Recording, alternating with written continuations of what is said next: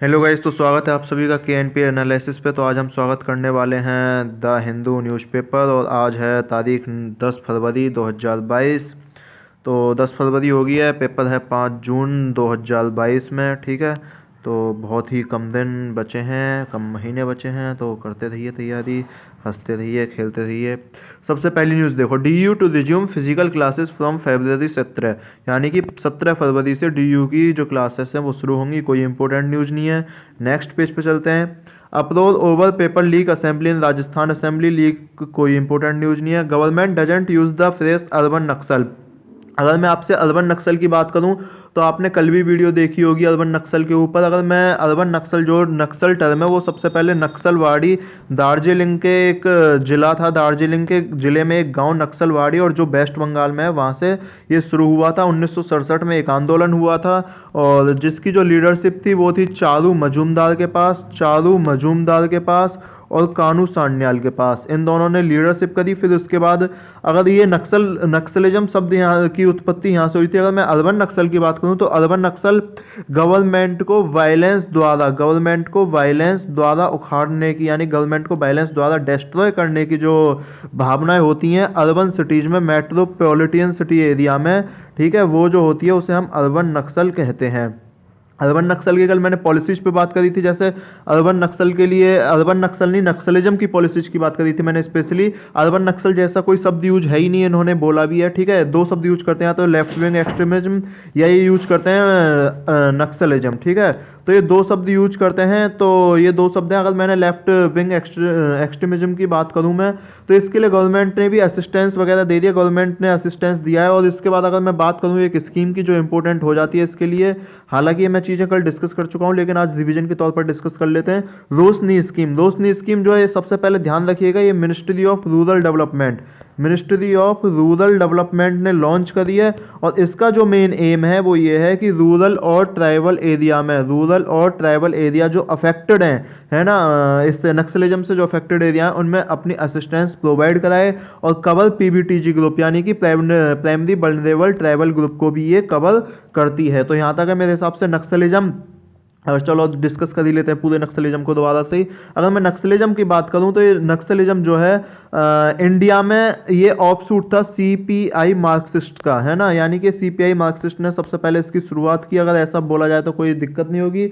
अगर नक्सलिज्म को माना जाए तो ये साइन ऑफ पुअर गवर्नमेंट होता है कि भाई आपने गवर्नेंस सही नहीं दी, तो इसका मतलब ये होता है कि ये साइन है पुअर गवर्नमेंट का। ठीक है, अगर मैं नक्सलिज्म की बात करूं तो इसमें गवर्नमेंट की स्ट्रेटेजी जो जो होती है वो बैन, गवर्नमेंट ने क्या क्या किया है वो बैन किया है सीपीआई को, माओस्ट को, मोइस्ट जो है ना, और उसके यूएपीए भी गवर्नमेंट ने लगाई है। ठीक है, अगर मैं इसके बाद गवर्नमेंट की बात करूं तो गवर्नमेंट ने असिस्टेंस दी है एलडब्ल्यूई यानी लेफ्ट विंग एक्सट्रीमिज्म स्टेट्स के लिए। ठीक है, अगर मैं इसके बाद बात करूं गवर्नमेंट ने क्या है, तो गवर्नमेंट ने सीएपीएफ प्रोवाइड कराई है। ठीक है, और कोबरा, यानी कि कोबरा की अगर मैं फुल फॉर्म की बात करूं तो commando battalion for resolution action, cobra की फुल फॉर्म दोबारा सुन लीजिए, commando battalion for resolution action. ठीक है, इसके बाद गवर्नमेंट ने जो नेक्स्ट दिया है वो दिया है मॉडर्नाइजेशन ऑफ स्टेट, यानी कि स्टेट में नई नई तरह की टेक्नोलॉजी उत्पन्न करना, नए नए तरह के विकास करना, नई नई तरह की रोड बनाना। ठीक है, इसके बाद अगर गवर्नमेंट की मैं बात करूं तो गवर्नमेंट ने सिक्योरिटी रिलेटेड एक्सपेंडिचर पे खर्च किया है, सिक्योरिटी रिलेटेड एक्सपेंडिचर जो उस पर गवर्नमेंट ने खर्च किया है। इसके बाद की अगर मैं बात करूं गवर्नमेंट ने क्या किया है, तो गवर्नमेंट ने सिविक एक्शन प्रोग्राम शुरू किए हैं, सिविक एक्शन प्रोग्राम। ठीक है, अगर इसके बाद में वे फॉरवर्ड की बात करूं गवर्नमेंट क्या क्या कर सकती है, तो जो गवर्नमेंट पुलिस ऑफिसर्स हैं, यानी कि जो एक मोटिवेशनल पुलिस ऑफिसर्स हैं, उनको नियुक्त कर सकती है। ठीक है, गवर्नमेंट अगर वहाँ ज़्यादा से ज़्यादा डेवलपमेंट करे, गवर्नमेंट ज़्यादा से ज़्यादा डेवलपमेंट करे तो आप एक चीज़ देखो, वहाँ एम्प्लॉयमेंट बढ़ेगा, एम्प्लॉयमेंट बढ़ेगी तो अनएम्प्लॉयमेंट घटेगा ही घटेगा, और अनएम्प्लॉयमेंट घटेगा तो पॉवर्टी भी घटेगी। अगर ये पॉवर्टी भी घटेगी तो इसका फिर बाद में फायदा ये होने वाला है कि जो वहाँ के लोग गवर्नमेंट के अपोजिशन में आते हैं वो गवर्नमेंट के अपोजिशन में नहीं आएंगे। ठीक है, अगर मैं इसके बाद अलावा बात करूँ तो गवर्नमेंट वहाँ एजुकेशन पे ध्यान दे सकती है। अगर एजुकेशन पे ध्यान देगी तो वहाँ का इलिटरेसी रेट जो है वो घटेगा, यानी कि इलिटरेसी रेट जो अगर वो कम हो जाएगा, ठीक है, तो वहाँ के लोग समझदार हो जाएंगे और वो कॉन्स्टिट्यूशन के हिसाब से काम करने लगेंगे, यानी कि वो कॉन्स्टिट्यूशन को सर्वोपरि मानने लगेंगे। तो गवर्नमेंट के वे फॉरवर्ड है, बाकी हम कल डिस्कस कर चुके हैं, इससे आप अगर दोबारा देखना चाहो तो देख सकते हो। तो ये हमारा डिस्कस हो गया अर्बन नक्सल्स। ठीक है। अब इसमें बोला है कि अर्बन नक्सल जैसा कोई टर्म होता नहीं है, अगर हमें कभी यूज करना होता है तो हम लेफ्ट विंग एक्सट्रीमिज्म यूज करते हैं, ऐसा गवर्नमेंट ने बोलना चाहा है, ठीक है। इसके बाद हम नेक्स्ट न्यूज पे चलें। Battle of ballets begins in UP today. तो देखो गए चुनाव शुरू हो चुका है यूपी में स्पेशली, है ना, कहीं और हुआ, यूपी में ही हुआ है जहां तक मुझे पता है, ठीक है। अगर कहीं और हुआ हो तो हुआ ही नहीं है, यूपी में चुनाव शुरू हो चुका है। तो आप भी चुनाव देख लीजिए, चुनाव कर लीजिए कि ये 5 जून का पेपर देना है नहीं देना है, कोई भी और पेपर है जो आप देने वाले हो इस बार, अगली बार देख लीजिए कब देना है, कैसे देना है, कहाँ से देना है, कितना पढ़ना है, कितना नहीं पढ़ना है। तो हालांकि ये हमारे लिए कोई भी इंपॉर्टेंट न्यूज़ नहीं है, ठीक है, बस आप अपना चुनाव करते रहो। इसके बाद गाइस हम डिस्कस करते हैं नेक्स्ट जो पेज है, union finance ministry Nirmala Sitharaman speaking Lok Sabha, क्या डिस्कस, इसमें देखो नेक्स्ट डिस्कस करते हैं बजट इग्नोर्ड पुअर। बजट ने इग्नोर्ड किया है पुअर लोगों को, यानी कि गरीब लोगों पे ध्यान नहीं दिया, अपोजिशन ने ऐसा बोला है।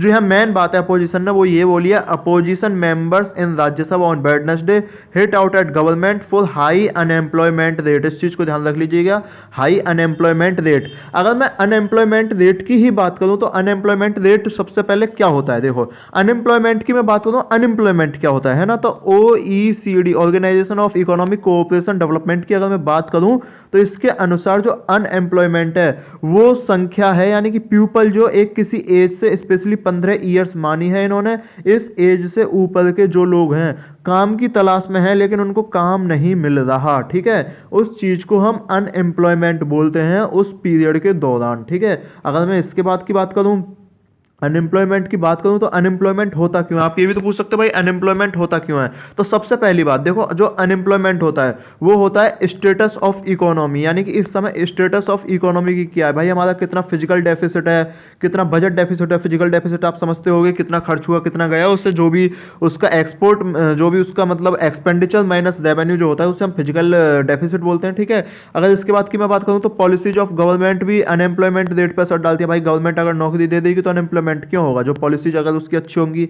अगर इसके बाद मैं बात करूं तो regulation of market, regulation of market, आपका मार्केट कैसा चल रहा है, ठीक है, इस समय मार्केट में तेजी है कि मार्केट में मंदी है, तो वो भी चीजें एम्प्लॉयमेंट अनएम्प्लॉयमेंट पर असर डालती है। अगर इसके बाद की मैं बात करूं तो न्यू टेक्नोलॉजीज और इन्वेंशन, आप एक चीज समझो, जो मशीन आज 50 लोगों का काम एक साथ कर देती है, पहले उसी काम को 50 लोग करते थे, तो निश्चित रूप से अनएम्प्लॉयमेंट हुआ होगा, अनएम्प्लॉयमेंट हुआ होगा। लेकिन हो सकता है कि इस मशीन को बनाने में कुछ लोगों को एम्प्लॉयमेंट मिल गया हो, लेकिन निश्चित रूप से वो संख्या कम रही होगी जो लेबर की अपेक्षा में। भाई बड़ा साइंटिस्ट तो एक होता है ना, इसरो का चीफ तो एक बनेगा, ठीक है, उसके बाद तो बाकी फिर मतलब जो भी है ना। इसके बाद की अगर मैं बात करूं तो कंपटीशन कॉज्ड बाई, अब इसके बाद अनएम्प्लॉयमेंट बढ़ने का एक और कारण है कि कंपटीशन जो बढ़ गया है ग्लोबलाइजेशन की वजह से। ग्लोबलाइजेशन का मैं आपको बताता हूं, मान लो कोई कार कंपनी है, ठीक है, उसे कहीं और चीप लेवल मिल दिया, वो वहां से चीप लेवल लेके कार बना के और आपके शहर भेज देगी, आपके देश भेज देगी, तो यहाँ का तो अनएम्प्लॉयमेंट खत्म हो गया, पब्लिक कार खरीद लेगी, बताओ उसे एम्प्लॉयमेंट कहाँ से मिला,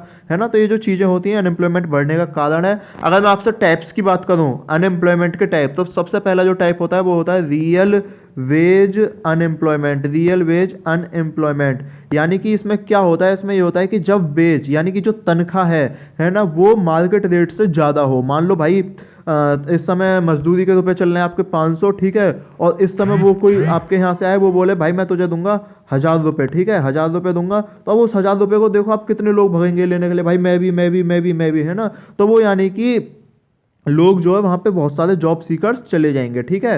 अगर इसके बाद की मैं बात करूँ तो जो मतलब अगर इसके बाद की बात करूँ तो साइक्लिकल अनएम्प्लॉयमेंट, दूसरा टाइप जो है वो है साइक्लिकल अनएम्प्लॉयमेंट। अगर मैं साइक्लिकल अनएम्प्लॉयमेंट की बात करूँ तो यहाँ पे देखो एग्रीगेट डिमांड नहीं होती इकोनॉमी में जॉब्स प्रोवाइड करने की, यानी कि जैसे मतलब सारी जॉब्स ओपन हो गई, ठीक है। एक चीज़ मान लो भाई आपके पास 1000 जॉब्स थी, है ना, पूरे देश में 1000 जॉब की 1000 जॉब ओपन कर दी, 1000 आदमी लगा लिए, लेकिन जब भी 500 लोग रह गए कि भाई हमें तो काम मिला ही नहीं, तो यानी कि जो डिमांड है वो पब्लिक की पूरी नहीं हो पाती, सारी जॉब ओपन होने के बाद भी उन्हें जॉब नहीं मिल पाती, उसे हम बोलते हैं साइक्लिकल अनएम्प्लॉयमेंट, ठीक है। अगर इसके बाद मैं नेक्स्ट पॉइंट डिस्कस करूं तो उसके बाद होता है फिर फ्रिक्शनल अनएम्प्लॉयमेंट। फ्रिक्शनल अनएम्प्लॉयमेंट, अगर मैं फ्रिक्शनल अनएम्प्लॉयमेंट में बात करूं तो फ्रिक्शनल अनएम्प्लॉयमेंट वो टाइम पीरियड होता है जिसमें आप एक जॉब से दूसरी जॉब के लिए सर्च करते हो या एक जॉब से दूसरी जॉब जो है वो चेंज करना चाहते हो, ठीक है। जॉब सर्च कर रहे हो या चेंज करना चाह रहे हो, उसके बीच में जो सर्च टाइम पीरियड है उसे आप फ्रिक्शनल अनएम्प्लॉयमेंट बोलते हैं, ठीक है। और अगर मैं इसके बाद की बात करूं आपसे स्ट्रक्चरल अनएम्प्लॉयमेंट की बात, स्ट्रक्चरल, है ना, स्ट्रक्चरल अनएम्प्लॉयमेंट की अगर मैं बात करूं तो इसमें जो डिसाइड होता है स्ट्रक्चरल अनएम्प्लॉयमेंट में, इसमें जो लेबर मार्केट है वो जॉब ही नहीं दे पाती है ना।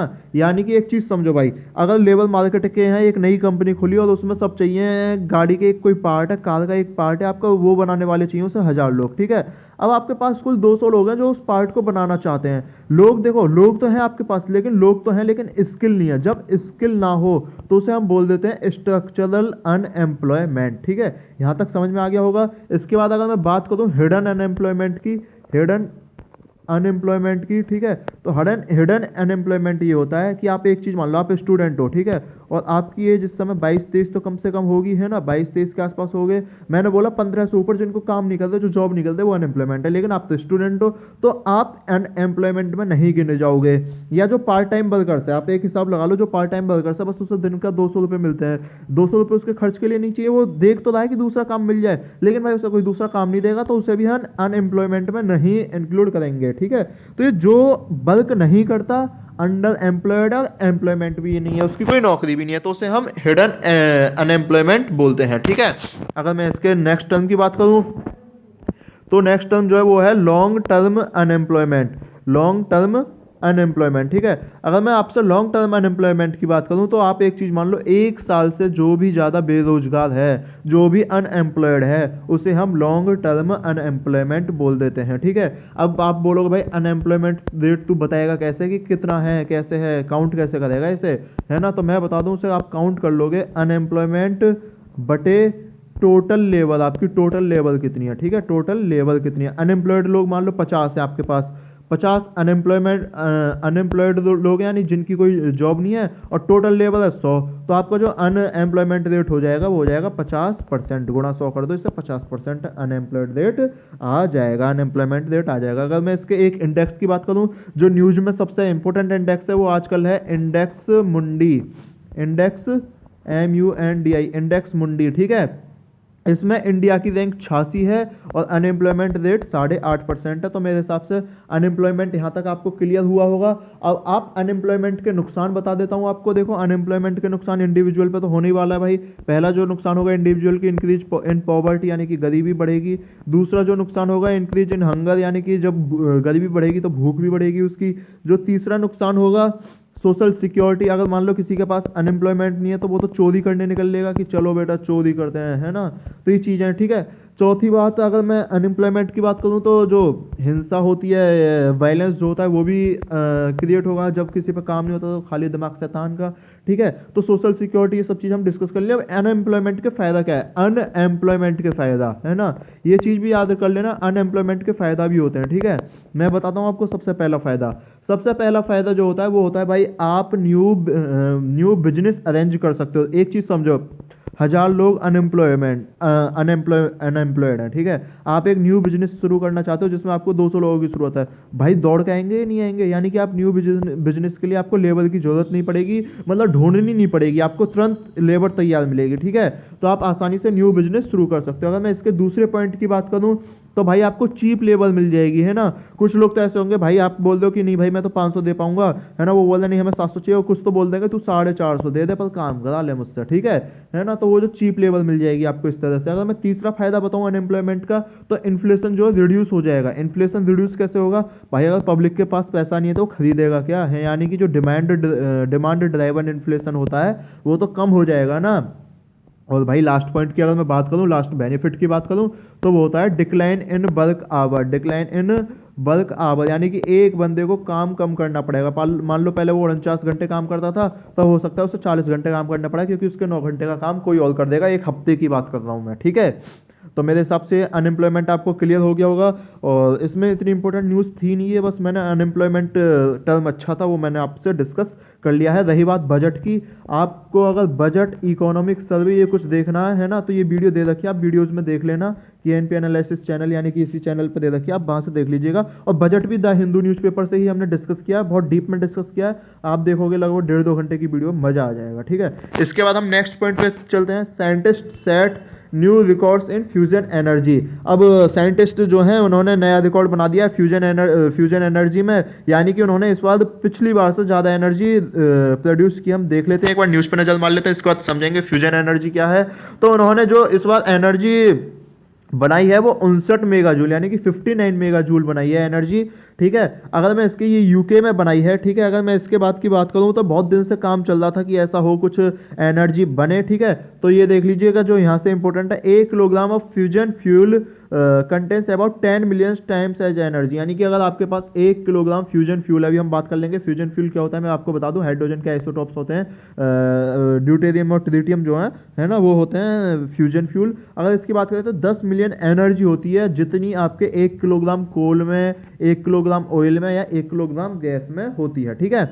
अगर मैं इसके बाद की बात करूं तो एनर्जी जो है, जो मशीन प्रोड्यूस हुई है वो हुई है टोकामक। अगर मैं आपसे पर्सनली टोकामक की बात करूं तो ये फ्रांस में मानी जाती है कि ये जो मशीन है फ्रांस की है, फ्रांस द्वारा रिप्रोड्यूस है। अगर रिप्रोड्यूस क्या है, ठीक है। अगर मैं इसके बाद की बात करूं, आप बोलोगे चलो फ्रांस की हो गई भाई और जगह की, तो ये एक नई ऐसी ही मशीन है, उसका नाम है national ignite facility, national ignite facility, और ये है यूएस की मशीन। ये कहाँ की मशीन है? यूएस की मशीन, यानी NIF जो है वो यूएस की मशीन है, ठीक है।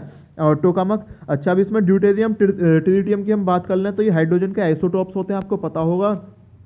ये इनको क्या करा जाता है, ये आइसोटॉप्स हाइड्रोजन होते हैं, इनको ऐसे टेम्परेचर पे हीट किया जाता है कि जो सन के बीच में, यानी कि जो प्लाज्मा होता है उससे भी ज़्यादा, है ना, टेम्परेचर इसका क्रिएट होता है, ठीक है। और उस टेम्परेचर के बाद इसके जो हैवी यानी कि जो हल्के हल्के न्यूक्लियाइस होते हैं वो आपस में मिलना चाहते हैं और एक मिलके बहुत बड़ा न्यूक्लियाई बनाना चाहते हैं, जिससे क्या होता है, एनर्जी रिलीज होती है और उस एनर्जी को हम स्टोर करके यूज कर सकते हैं। इस फ्यूजन का ये फायदा है। फ्यूजन में क्या होता है, आपको हीट यूज करके दो न्यूक्लियर को, यानी कि दो लाइटर न्यूक्लियर एटम को कंबाइन करके आपको हैवी न्यूक्लियस बनाना पड़ता है, ठीक है। अभी हम इसके एडवांटेज की भी बात कर लेंगे, पहले न्यूज कवर करना है।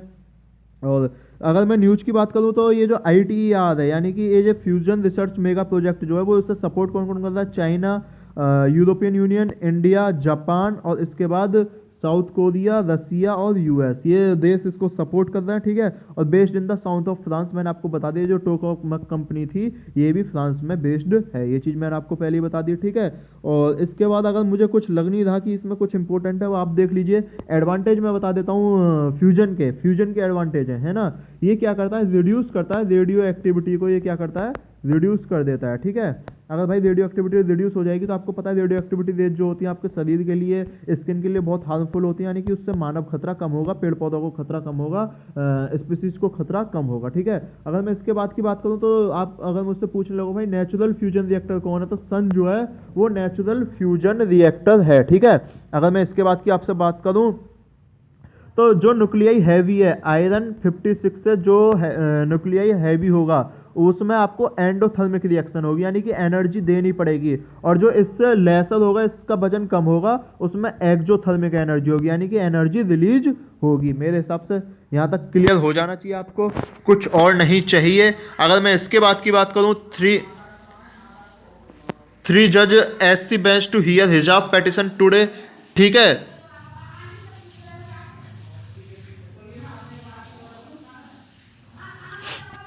तो मैं अगर हिजाब की बात करूं आपसे, तो हिजाब की वीडियो मैंने आपको दे रखी है, ठीक है।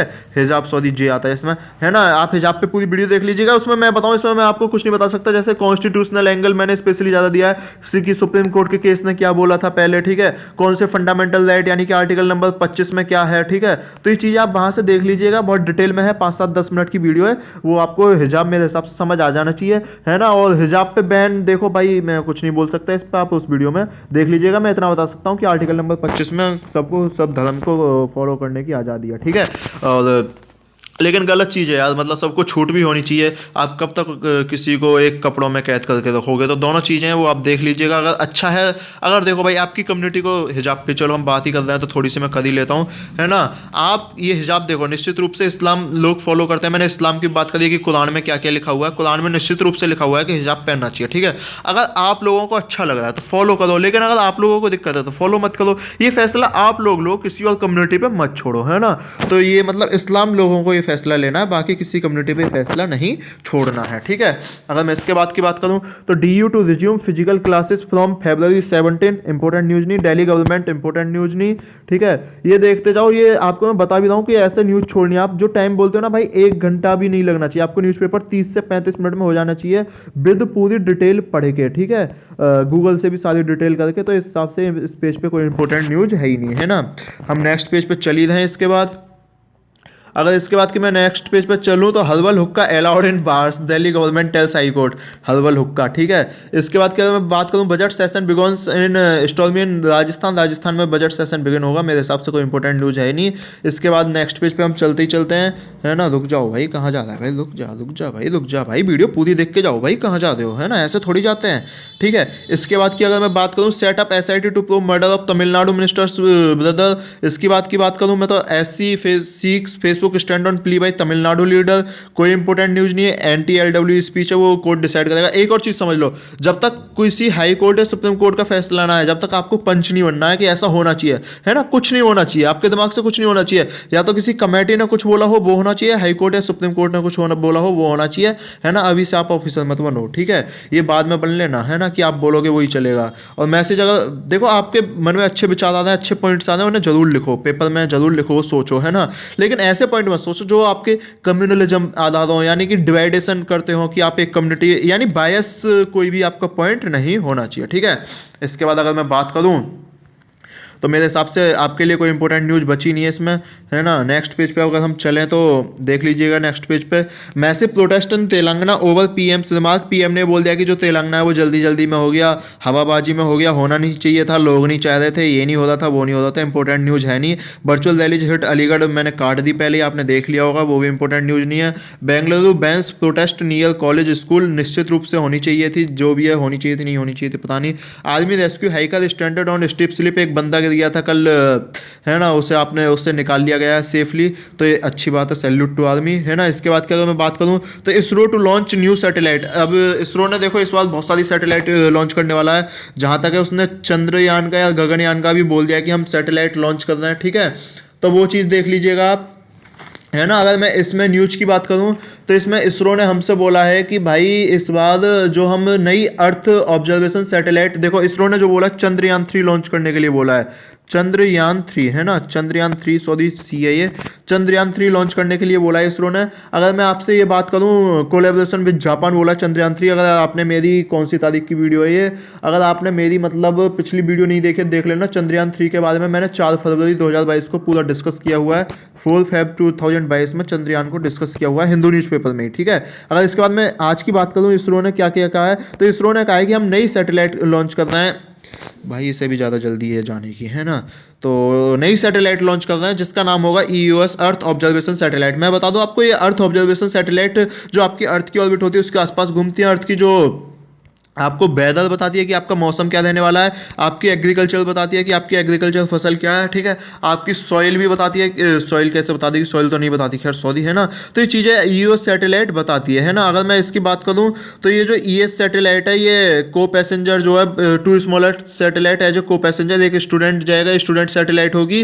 को पैसेंजर का मतलब यात्री नहीं, आदमी नहीं, 2 स्मॉल सैटेलाइट जाएंगी, उसका नाम होगा इंस्पायर सैट 1, ठीक है। और जो दूसरी होगी उसका नाम होगा आपका INS-2DT, 2TD, ठीक है। तो ये चीज़ें होंगी। अगर मैं इसकी बात करूँ आपसे तो ये एग्रीकल्चर, फॉरेस्ट्री, सॉइल मॉइस्चर बताती है, हाइड्रोलॉजी, फ्लड मैपिंग, ये चीज़ें बताती रहती हैं अर्थ पे कि आपका क्या चल रहा है क्या नहीं चल रहा। मेरे हिसाब से न्यूज़ कवर हो गई होगी आपकी इसरो सैटेलाइट की। चंद्रयान 3 हम डिस्कस कर चुके हैं। अगर आप चाहो चंद्रयान 3 को तो मैं आपको एक ओवरव्यू दे देता हूँ कि जो चंद्रयान 3 है वो कोलैबोरेशन इन विद जापान है, ठीक है। अगर मैं चंद्रयान 3 के और बारे में बात करूँ तो इस बार ये ऑर्बिटर नहीं लेकर जाएगा, जैसा कि चंद्रयान 2 ले गया था।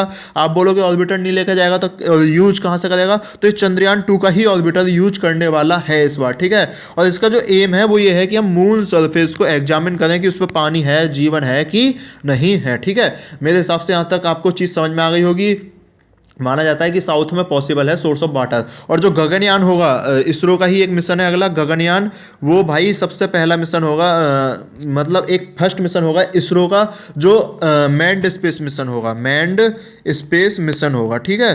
तो मेरे हिसाब से ये हमने एक्स्ट्रा में डिस्कस कर लिया है। अगर इसके बाद की मैं बात करूँ चिंतामणि की, है ना। तो चिंतामणि जो है आंध्र प्रदेश ने बैन कर दिया है। चिंतामणि एक प्ले होता था, और ये प्ले किसके द्वारा लिखा गया था, तो ये प्ले कालाकुदी नारायण राव के द्वारा लिखा गया था, कालाकुदी नारायण राव के द्वारा। इसमें मैं आपको बता दूं दिक्कत क्या आई, इसमें दिक्कत क्या आई, चिंतामणि एक लड़की है, ठीक है, जो एक मतलब प्रोस्टिट्यूट है, जो सेलिब्रेशन यानी कि सिलेब्रिटी का काम शुरू कर देती है, ठीक है। और उसके साथ ही एक शेट्टी साहब होते हैं जिसका नाम होता है सुब्बी शेट्टी। सुब्बी शेट्टी जो होते हैं उनको इसमें गरीब दिखाया गया है, ठीक है, सुब्बी शेट्टी को गरीब दिखाया गया है। अब जो उसके बाद वहाँ की बनिया कमेटी यानी जिनका नाम आर्य व्यास है ना, जिसको हम नॉर्थ में बनिया कहते हैं, ठीक है, तो वहाँ की कमेटी ने ये चीज़ बोली है, वहाँ की कमेटी, वहाँ के मतलब ये कम्युनिटी ने ये चीज़ बोली है कि भाई जो ये पॉवर्टी में दिखाया गया है ये हमारे समाज के खिलाफ है, हम लोग गरीब नहीं हैं, और ये मतलब एक तरह से हमारी इमेज को डिस्ट्रॉय कर रहा है, ठीक है। तो इसके बाद फिर बैन लगा दिया गया था चिंतामणि पे। एक प्ले होता है, मैंने आपको बता दिया। और तो इसके बाद हाई कोर्ट ने बोला है कि देखते हैं अब क्या होता है, हाई कोर्ट इस पर क्या डिसीजन अपना देता है। सीएम डिफेंस शिवशंकर, मेरे हिसाब से कुछ इंपॉर्टेंट न्यूज़ नहीं है। नेहरूज इनडिसिसिवनेस प्रोलॉन्ग्ड गोवास लिबरेशन, ये अमित शाह जी बोल गए आज नेहरू पे, है ना। बहुत दिन से कोई स्टेटमेंट नहीं आ रहा था नेहरू पे, तो मजा लीजिए बस जिंदगी का, ठीक है। बाकी भाई मुझे ये मत समझ लेना मैं बीजेपी के अपोजिटों के पक्ष में हूँ, किसी में नहीं हूँ मैं, है ना। इसके बाद अगर मैं बात करूँ, INCOIS carries out coastal vulnerability assessment, यानी Indian national centre for ocean information service जो है, ये ओशियन के आसपास रहने वाले, उसके कोस्ट पर रहने वाले जो भी वल्नरेबिलिटी होगी उसे ये डिसाइड करेंगे कि सी लेवल राइज से मान लो फ्लड आ जाती है, तो इस टाइप की जो भी हरकतें होंगी वो ये डिसाइड करेगी। जब रिपोर्ट आ जाएगी तो हम इसे डीप में डिस्कस कर लेंगे। एयर सप्लाइंट्स मलयालम सोच विद हिंदी, मेरे हिसाब से आपके लिए कोई इंपॉर्टेंट न्यूज़ बनती नहीं है ये। इसके बाद अगर हम नेक्स्ट किस पे चलें, एडिटोरियल पे आ गए, बहुत अच्छे। एंगर एंड डिप्लोमेसी, है ना, एंगर एंड डिप्लोमेसी अभी आपको मैंने कल ही न्यूज़ बताई थी, डिटेल में भी डिस्कस की थी। क्या हुआ था, 5 फरवरी को पाकिस्तान में कश्मीर सॉलिडेरिटी डे बनाया जाता है कि कश्मीर हम तुम्हारे साथ हैं, ना, लोगों के साथ हैं, लेकिन वो है नहीं, नालायक हैं वो, ठीक है। तो कश्मीर सॉलिडेरिटी डे बनाया जाता है, और उस दिन फिर कुछ कंपनियों ने, साउथ अफ्रीका की, साउथ कोरिया की कुछ कंपनीज ने, पाकिस्तान में बेस्ड कुछ कंपनीज ने, है ना, इसको ट्वीट कर दिया था कि हम कश्मीर के लोगों के साथ हैं, यानी पाकिस्तान को सपोर्ट कर दिया था इंडायरेक्ट वे में। इंडिया ने तुरंत इस मुद्दे को बहुत चर्चा में लिया, तुरंत उसने साउथ कोरिया से जयशंकर जी ने बात करी, वहाँ के भी फॉरेन मिनिस्टर से, उन्होंने तुरंत माफ़ी मांगी, जो बाकी कंपनीज थी उन्होंने माफ़ी मांगी, ट्वीट डिलीट करे अपने, ठीक है। और ये क्यों हुआ, क्योंकि जनता अपोजिशन में आ गई थी, जनता ने बोल दिया था कि तुम्हारा बायकआउट कर देंगे, ऐसी हरकतें मत करो, तुम ज़्यादा बन रहे हो, ठीक है। तो इंडिया इज ग्रेट, है ना। ये कंपनी कौन कौन सी थी, उसमें वेंडी थी, टोयोटा, KFC, पिज़्ज़ा हट और फार्मा मेजर कंपनीज थी। तो इसके बाद अच्छा, इसके बाद एक और चीज़ समझ लो जो इसमें समझने वाली बात है, जो इसमें यहाँ तक यही डिस्कस हुआ है पूरा, ठीक है। अगर इसके बाद हम यहाँ से डिस्कस करें तो हो सकता है कि गवर्नमेंट ने कंपनीज को मतलब धमकी दे के एक निश्चित रूप से बड़ी जीत हासिल की है, लेकिन ऐसा भी हो सकता है कि अगर हम इतने ही स्ट्रांग हैं जम्मू कश्मीर पे, तो भाई हमें सोशल मीडिया पोस्ट पे स्ट्रांग है, तो ये हो सकता है कि पब्लिक की वजह से हुआ हो ये चीज़ें, ठीक है। और इसके बाद इसमें ये भी चीज़ कहने वाले हैं ये कि जो प्राइवेट कंपनीज हैं उनको इतना अधिकार ना मिले कि वो हम पे कुछ बोल सकें, ठीक है। बोल सकने का मतलब है हमें कश्मीर के लोगों को ज़्यादा से ज़्यादा सुविधाएं प्रोवाइड कराएं, जिससे कश्मीर के लोग हमारे सपोर्ट में आए, ये इस चीज़ में कहना चाह रहे हैं, ठीक है। और मेरे हिसाब से इसमें बाकी कुछ इन्होंने लिखा नहीं है, ठीक है। और आप ये समझ लीजिए, एक स्टेटमेंट दिया इन्होंने, a quiet world with MNCs might have bulked better than a public display of diplomatic opposition. ये बोल रहे हैं कि भाई MNCs को मत भगाओ, कुछ उनसे बोलो मत, अगर वो चली गई तो लोगों के रोजगार खत्म हो जाएंगे, लेकिन भाई देश की बात है ना। अब बाकी मैं क्या ही बोलूँ, देश सर्वोपरि, ठीक है। इसके बाद होना भी चाहिए, है ना। इसके बाद अगर मैं बोलूँ reviving the Kerala model of development, ये शशि थरूर साहब का एक आर्टिकल है। इन्होंने बोला है कि जो पहले केरल की दाद देते थे, आज केरल में क्या क्या दिक्कत है इन्होंने बोला है। इसमें कुछ चीज़ें देख लेते हैं, कुछ पॉइंट देख लेते हैं। अगर आप केरल के किसी एग्जाम की तैयारी कर रहे हो तो आपके लिए फ़ायदेमंद है ये आर्टिकल, अदरवाइज आप इस आर्टिकल को देखना भी मत, इतनी देर की वीडियो स्किप कर देना, ठीक है। और अभी तक हाँ भाई, अगर आपने KNP एनालिसिस को सब्सक्राइब नहीं किया है तो गाइस प्लीज़ सब्सक्राइब कर दो, प्लीज़ लाइक कर दो, प्लीज़ शेयर कर दो, ठीक है। ऐसा मैं बोलता रहूँगा जब तक आप सब्सक्राइब नहीं करोगे। अगर आपको वीडियो में कोई कमी भी लगे ना तो आप उसे कमेंट में बताओ, या कोई टॉपिक समझ में ना आए कमेंट में बताओ, निश्चित रूप से हम उसे इशू को सॉल्व करने का पूरा प्रयास करेंगे। अगर मैं इसके आगे की बात करूँ, ये फोकस ऑन फेलियर्स, अब ये बता रहे हैं शशि थरूर साहब की केरला में फेलियर्स क्या क्या रहे हैं। तो केरला जो मॉडल है वो अब इस समय बोल रहे हैं कि are we not guilty of exporting our employment and becoming over dependent on remittances, यानी कि अब हम थोड़े से, हमें शर्म नहीं आनी चाहिए कि हम जो अपना अनएम्प्लॉयमेंट है वो एक्सपोर्ट कर देते हैं। एक्सपोर्ट करने का मतलब जो हमारी पब्लिक है वो बाहर एम्प्लॉयमेंट लेने जा रही है, ठीक है, और हमें वहाँ से वो पैसा भेज दिया, क्या हम उनके पैसे पे खाएंगे? ऐसा शशि थरूर साहब बोल रहे हैं, मैं नहीं बोल रहा, ठीक है। इसके बाद की अगर मैं बात करूँ तो उन्होंने बोला है कि सस्टेनेबल, यानी कि can you build high growth and strong human development indicators on such a flimsy basis. इन्होंने जो ह्यूमन इंडिकेटर्स थे बेसिस, वो फिल्मी बेसिस पे किया, तो उन्होंने बोला है सस्टेनेबल डेवलपमेंट है, ठीक है। इसके बाद इन्होंने बोला है कि यहाँ पे लो एम्प्लॉयमेंट है, low level of food intake है, लो इनकम है, ठीक है, और हाई लेवल ऑफ एल्कोहलिज्म है, ठीक है। नेशन बोर्ड सुसाइड रेट जो ज़्यादा है वो सबसे ज़्यादा कहाँ पे है? केरल में। अभी बोल रहे हैं इतनी इतनी तो हरकत हो रही है, तुम उसके बाद भी बोल रहे हो कि हमारा राज्य सबसे अच्छा। आफ्टर डिकेटेड रोबस्ट सोशल स्पेंडिंग, यानी कि सोशल स्पेंडिंग सबसे ज़्यादा की थी इन्होंने, अभी बोल रहे हैं कि अब वही इमर्जिंग सोशल और एनवायरमेंटल रिस्क के संदर्भ में अगर आपको ध्यान हो तो सिल्वर लाइन पे इन्होंने इनडायरेक्ट वे में अटैक किया है। जो सिल्वर लाइन है रेलवे लाइन, उस पर इन्होंने इनडायरेक्ट वे में अटैक किया कि एनवायरमेंट पे फोकस नहीं कर रहे हैं हम, ठीक है। इसके बाद ये बोल रहे हैं कि लाइफ एक्सपेक्टेंसी, यानी कि जीने की इच्छा, जीने की क्या बोलते हैं उसे, एक्सपेक्टेंसी को, मतलब आप समझ जाओ यार जो भी है, ठीक है। जहाँ ज़्यादा जीना हो, है ना, जहाँ आपकी पब्लिक ज़्यादा जीते हो, वो अब हाई डेथ रेट में चेंज हो रही है, ठीक है। क्या यही है तुम्हारा केरल मॉडल? ऐसे ही बोल रहे हैं, ठीक है। अगर इसके बाद की मैं बात करूँ तो फिर केरला जो है ये बोल रहे हैं कि केरला में हाईएस्ट लिटरेसी रेट है, लेकिन जब भी 9th highest in per capita income है 28 स्टेट में, यानी कि लिटरेसी रेट सबसे ज़्यादा है, लेकिन 9वें नंबर पे है इनकम के मामले में, ठीक है।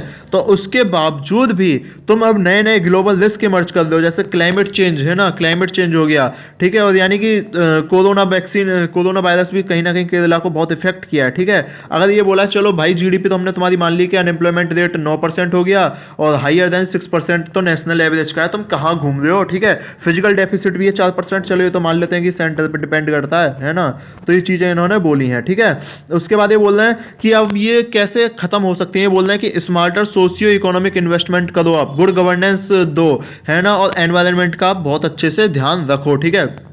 ये बोल रहे हैं कि केरला जो है वो नॉलेज इकोनॉमी और हो सकता है improve quality of higher education improve करो, यानी कि आप स्टेम, यानी कि जैसे बोलते हैं साइंस टेक्नोलॉजी एंड मैथमेटिक्स जैसी ब्रांचेस में आप अपना फोकस करो, स्टेम बोलते हैं उसे, अगर आपने कहीं पढ़ा होगा, ठीक है। और इसके बाद ये बोल रहे हैं कि मॉडर्न वर्क में भी आप ध्यान दो, मॉडर्न वर्क की फोर्स बनाओ, ठीक है, और हॉस्पिटलिटी सर्विस आप प्रोवाइड कराओ, टूरिज्म और इन जैसी चीज़ों को आप प्रोवाइड कराओ, ठीक है। इसके बाद क्या बोल रहे हैं, ये इंटरवेंशन जो बोल रहे हैं कि हम पे क्या क्या इंटरवेंशन हुए उस चीज़ को ये डिस्कस कर रहे हैं, है ना। अगर इसके बाद की मैं बात करूं, इंटरवेंशन दैट रीच ऑल, यानी कि हाई ह्यूमन कैपिटल है हमारी लेकिन हाई पॉपुलेशन मोबिलिटी है, ठीक है। उसके बाद भी हम केरला जो है वो रीजनल प्ले पे करता है, यानी कि आप ध्यान दोगे तो केरला का इतना इंटरनेशनल लेवल पे एक योगदान बहुत कोशिश करिए बहुत ज़्यादा करने की, लेकिन इतना हो नहीं पाया है, ठीक है।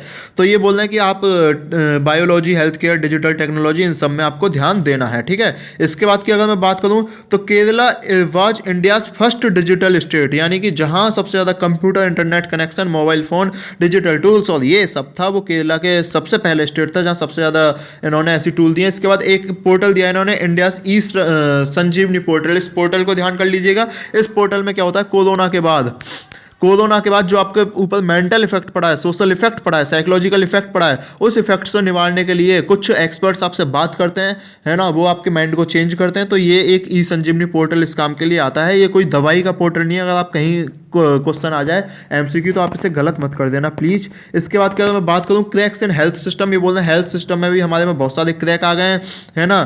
सोशल डिस्टेंसिंग भी पालन नहीं हो रहा है, इन्फेक्शन जो है वो बढ़ रहा है हमारे यहाँ, ठीक है। इसके बाद की अगर मैं बात करूं इसमें तो टेस्टिंग जो है वो वाइड स्प्रेड हो चुकी है, लेकिन रिविल इन्फेक्शन जो है वो ट्रांसपेरेंटली हो रहे हैं और होने भी चाहिए, यानी कि जो हेल्थ केयर है वो हमारे एजेंडा पे होनी चाहिए, ठीक है। अगर मैं इसके बाद की आपसे बात करूं तो स्टेट के जो ग्रास रूट ऑर्गेनाइजेशन और ये सब है फ्री प्रेस होनी चाहिए। अच्छा, पब्लिक अफेयर्स इंडेक्स, ये ध्यान रख लेना, पब्लिक अफेयर्स इंडेक्स ने केरला को बेस्ट गवर्नड लार्ज स्टेट की रैंकिंग में रखा था, ठीक है। अगर इसके बाद की मैं बात करूं तो आशा जो हैं ये PM accredited social health activist जो है ना, ये गांव में कॉन्ट्रासेप्शन वगैरह प्रोवाइड कराती हैं, ठीक है, बहुत सारे काम करती हैं, है ना। तो ये सारी चीज़ें वॉलंटियर ग्रुप होने चाहिए, ठीक है। तो ये इनको भी पूरा पूरा काम अपना करना चाहिए। अगर अर्थ की मैटर करें तो अर्थ का जो इन्होंने बोला क्लाइमेट इन्फ्लुएंस है ना, एनवायरमेंटल फैक्टर, इसे हम डिस्कस कर चुके हैं, मेरे हिसाब से दोबारा डिस्कस करने की जरूरत नहीं है। ये बोल रहे हैं कि वेस्टर्न घाट जो है केरला में जो वेस्टर्न घाट है, ये बोल रहे हैं, क्या बोल रहे हैं कि वेस्टर्न घाट पे भी जो फ्लोरा फौना है उसकी भी स्पीसीज कम हो रही है, ठीक है, वो भी हमें रिपेयर करना है, वहाँ भी हमने फ्लड लगाने हैं, तो फ्लड जो आ रही है उसे भी हमें कंट्रोल करना है, ये सब चीज़ें कंट्रोल करनी है, केरला को बहुत सही से ध्यान देना चाहिए, है ना। मूवमेंट फॉर चेंज है इस समय, सबको लोग मास मूवमेंट होना चाहिए, ऐसा इन्होंने बोला। मेरे हिसाब से केरला आपको समझ आ रहा होगा। गाइस 1 मिनट रुकते हैं, अभी इसे शुरू करेंगे दोबारा। हाँ जी, तो नेक्स्ट आर्टिकल जो आपको दे रखा है वो दे रखा है revisiting the politics of social justice in Uttar Pradesh, ऐसे काटो ऐसे, ठीक है ना। इसके बाद की अगर मैं बात करूँ तो फ्रेंच फॉर्मेट, इसे थोड़ा सा देख लेते हैं। आप देख लीजिएगा, ये जो रसिया यूक्रेन का मैप जो है, रसिया यूक्रेन का मैप, आप मेरे टेलीग्राम एनालिसिस पे जाइएगा, टेलीग्राम चैनल पे जाइएगा, मैंने आपको टेलीग्राम चैनल का जो लिंक है वो दे दिया है डिस्क्रिप्शन में, ठीक है। और अगर आप वैसे भी सर्च करना चाहें तो शायद KNP एनालिसिस से आपको मिल जाना चाहिए टेलीग्राम चैनल, ठीक है। नाम है उसका द हिंदू न्यूज़पेपर एनालिसिस के नाम से, फॉर यूपीएससी इस नाम से कुछ है उसका, ठीक है। तो आप उस चैनल पे जाके जो मैप है आपको, अच्छा मैं मैप आपको यहाँ पे क्यों नहीं दिखा रहा, मैं निश्चित रूप से यहाँ दिखा सकता हूँ, अभी आप फ्लो में उस मैप को पढ़ जाओगे, देख जाओगे, ठीक है। लेकिन जब आप उस मैप को अकेले में जाके देखोगे ना, अकेले का मतलब मेरा टेलीग्राम चैनल पे खाली मैप के पर्पज से जाओगे, है ना, तो उस मैप में आप जैसे यहाँ देखोगे कि यहाँ ब्लैक सी, अच्छा ये ब्लैक सी है, इसके आसपास कौन से कंट्रीज लिंक है, अच्छा रसिया से टच है ब्लैक सी, है ना। तो ये जो चीज़ें आप देखोगे मैप में, है ना, यानी कि एक चीज़ को हर एक एंगल से जो देखोगे वो आप जब खाली मैप के पर्पज से जाओगे आप वहीं देख सकते हो। अब वरना आप एक्सपीरियंस कर लेना, अगर मैं यहाँ पे आपको मैप दिखा दूँ तो जो मैं बताऊंगा आपको बस वही दिमाग में आएगा, आप अपने से खुद से कुछ कम, मतलब एक होता है ना ह्यूमन टेंडेंसी है कि वो जब मिल रहा हो कुछ तो सोचने की क्षमता हम थोड़ी कम करने की कोशिश करते हैं कि हम कम सोचें, है ना। तो इस चीज़ को इसीलिए मैंने टेलीग्राम एनालिसिस पे आप देख लीजिएगा चैनल पे, वहाँ मैंने मैप की फोटो अपलोड कर दिया, ठीक है, वहाँ आपको मैप मिल जाएगा, है ना। बात कर लेते हैं फ्रेंच प्रेसिडेंट की, जो एमेनुअल मैक्रोन है, वो अभी अगर आपको पता हो तो रसिया से मिले थे, ठीक है, रसिया से भी मिले थे और यूक्रेन से भी मिले थे। तो दोनों ने बात ये हुई है कि भाई ये दोनों पॉजिटिव हैं अपने इशू को सुलझाने की तरफ, रसिया भी पॉजिटिव है और ये इशू सुलझ जाने चाहिए, ठीक है। अगर इसकी बात मैं बात करूँ तो इसके बाद अगर मैं बात करूँ, मिस्टर मैक्रोन जो है उन्होंने रशियन लीडर से बात कर ली, हमने बता ही दिया। यूक्रेन के प्रेसिडेंट से भी बात करी थी, वोलोदिमीर जेलेंस्की इन कीव, है ना, कीव यूक्रेन की राजधानी है। अगर मैं इसके बाद की बात करूँ तो आप एक चीज समझ लो, मिन्स्क अकॉर्ड जो है ना, ये 2 अकॉर्ड हुए थे, एक मिन्स्क अकॉर्ड है और एक मिन्स्क अकॉर्ड सेकंड है, ये 2 अकॉर्ड हुए हैं, मिन्स्क अकॉर्ड सेकंड, ठीक है। इन दोनों में क्या हुआ है, इन दोनों का मतलब है कि ये OECD के अंतर्गत हुआ था पहला वाला, तो इन दोनों का काम ये था कि भाई आज जो भी रसिया यूक्रेन के बीच में कॉन्फ्लिक्ट है हम उसे सॉल्व करें, ठीक है।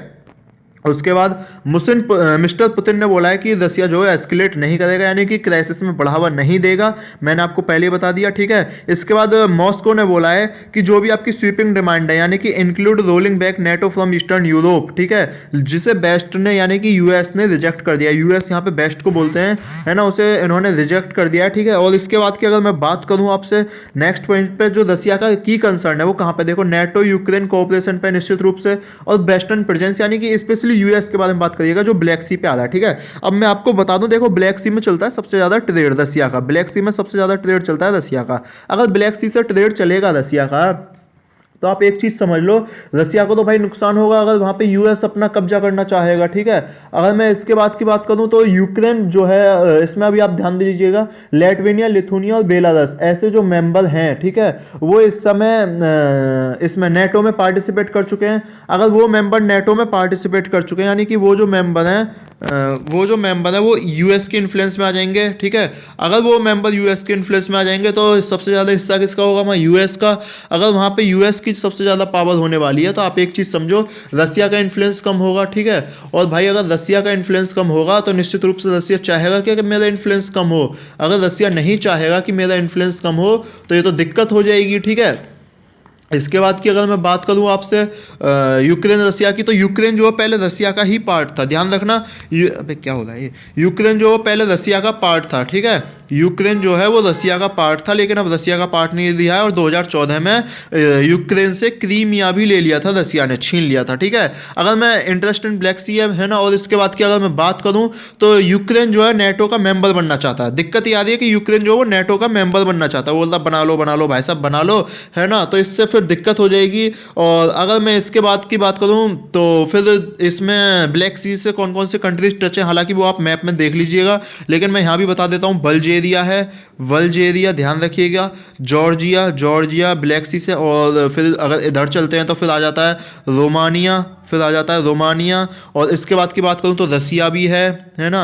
इसके बाद की अगर मैं बात करूं तो तुर्की भी है, तुर्की भी, अभी यहाँ पे तुर्की भी डिस्कस करेंगे। और इसके बाद मैं बात करूं तो यूक्रेन भी है, ठीक है। आप इसमें एक चीज़ देखो, बल्गेरिया भी नेटो का मेंबर है, तो ये जो चीज़ें नेटो के मेंबर से हैं, इन्हें रसिया से नुकसान होने वाला है। अगर मैं तुर्की की जो बात करने वाला था, अगर आपने ध्यान दिया हो तो यानी कि एक जो तुर्की के प्रेसिडेंट हैं, है ना, उन्होंने भी बोला है कि भाई चलो तुम बात करो, हम तुम्हारी समस्या को सुलझाते हैं, ठीक है। हंगरी के प्रेसिडेंट प्राइम मिनिस्टर जो हैं वो भी मिस्टर पुतिन से मिले थे, ठीक है। और ये रहा देखो तुर्की वाला, ये रहा तुर्की के जो हैं रिकैप टैपिप एर्डोगन, जब यूक्रेन गए थे वो, तो उन्होंने भी बोला था कि मैं पीस समिट जो है वो होस्ट कर दूंगा, ठीक है। अगर इसके बाद की बात करें तो यूएस ने क्या धमकी दी है, यूएस ने धमकी दी है वेस्टर्न ब्लॉक ने, कि मैं जो है आपकी जो बिडेन एडमिनिस्ट्रेशन ने धमकी दी है कि मैं आपकी नॉर्ड स्ट्रीम 2 पाइपलाइन जो है उसे बंद कर दूंगा, ठीक है। ये पाइपलाइन जो है रसिया से यूरोप यूनियन तक यानी कि यूरोप तक जा रही है। इसमें आपसे गैस एनर्जी ट्रांसफ़र होती है, ठीक है, पेट्रोल भी ट्रांसफ़र हो सकता है शायद, है ना। और इस लाइन का फ़ायदा, 2 लाइन है, पहली भी रसिया से और यूरोप तक जा रही है, तो ये चीज़ आप देख लीजिएगा।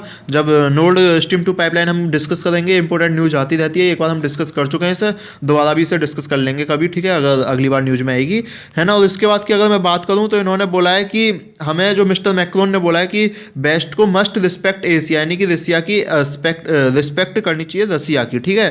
तो ऐसा इन्होंने बोला है। हालांकि बर्ड वार और कोल्ड वार होने के कोई चांस है नहीं, ठीक है, इंपॉर्टेंट कोई चांस नहीं है। दोनों तरफ से एक मतलब सॉफ्ट डिप्लोमेसी अपनाई गई है, ठीक है। और अगर इसके बाद की मैं बात करूं तो यूक्रेन के बॉर्डर जो है वहाँ पे ये बोल रहे हैं कि जो अपनी यूएस और रसिया दोनों ने जो अपनी फोर्स भेज रखी है, आप उस फोर्स को भी वापस ले लीजिएगा, ठीक है।